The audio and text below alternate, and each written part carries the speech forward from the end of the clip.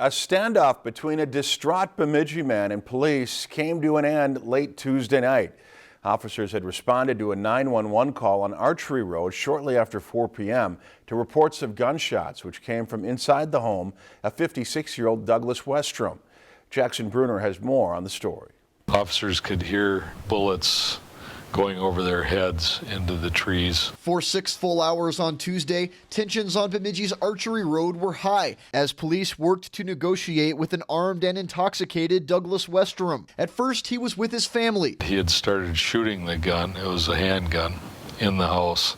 They were struggling with him over the gun. Officers were able to get the family to safety quickly, but Westrom remained in the house, where more than one weapon was available. They were locked in safes, and luckily he didn't get at those guns. Early on, neighbors were asked to leave before the arrival of hostage negotiators. We had to seal off a significant part of the neighborhood because of the shots going in every direction out of that house.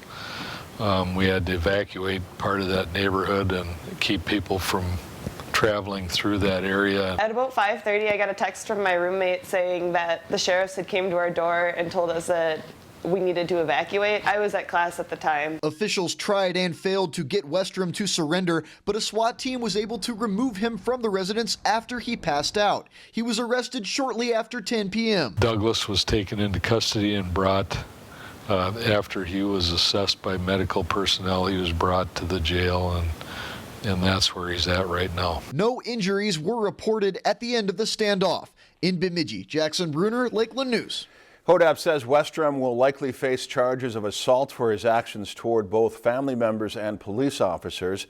Westrom's expected to be arraigned on Thursday. If you've enjoyed this segment of Lakeland News, please consider making a tax-deductible contribution to Lakeland Public Television.